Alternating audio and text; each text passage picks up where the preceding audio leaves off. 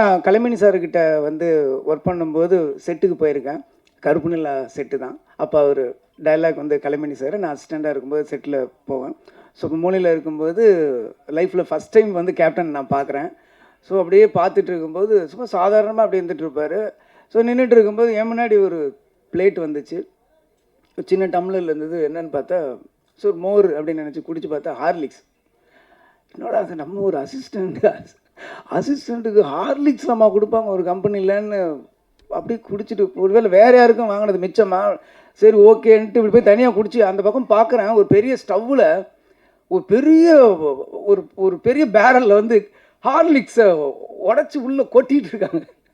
நல்லா ஊரில் ஹார்லிக்ஸ்னால் உடம்பு சரியில்லைன்னா வாங்கி கொடுப்பாங்க. அப்போ தான் அதையும் அப்படியே இந்த பக்கம் திரும்புறதுக்குள்ளே வீட்டில் இருக்கிறவங்க எல்லாரும் அப்படியே வாயில் போட்டு காலி பண்ணாங்க. வந்து ஹார்லிக்ஸ் வந்து ஒரு சினிமா கம்பெனியில் அதுக்கு முன்னாடி நான் கலைமணி சார்கிட்ட ஒரு 10 செட்டுக்கு போயிருக்கேன்.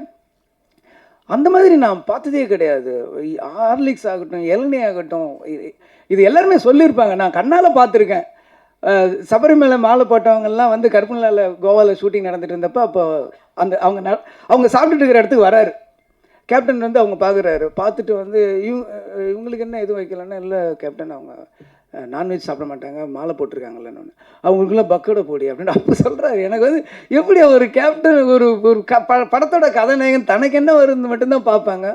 ஃபுல்லாக ஒரு எல்லாருமே சாப்பிடணுன்ட்டு அந்த வயிறு நிறையணும்னு நான் நிறைய விஷயம் கண்ணால் பார்த்துருக்கேன். அந்த ராஜபாதர் ஸ்ட்ரீட்டு கூட நம்ம பாண்டி பஜாரோட பேரல் ஸ்ட்ரீட் போகும்போது அந்த கம்பெனிக்கு நான் போயிருக்கேன். போயிட்டு இருக்கும்போது வெளியில் ஒரு 500 பேர் நிற்பாங்க. எப்பயுமே ஒரு 500 பேர் இருப்பாங்க. அப்போ கேப்டன் அவர்கள் வந்து அவர் கையால் அந்த பாக்கெட்டு சாப்பாடை கொடுப்பாரு. அதை நான் பார்த்துருக்கேன், எங்கனால பார்த்துருக்கேன். அந்த பக்கம் இருக்கிற மீடியேட்டர்ஸ் எல்லாருக்குமே அது ஒரு ஹப்பு மாதிரி இருக்கும்.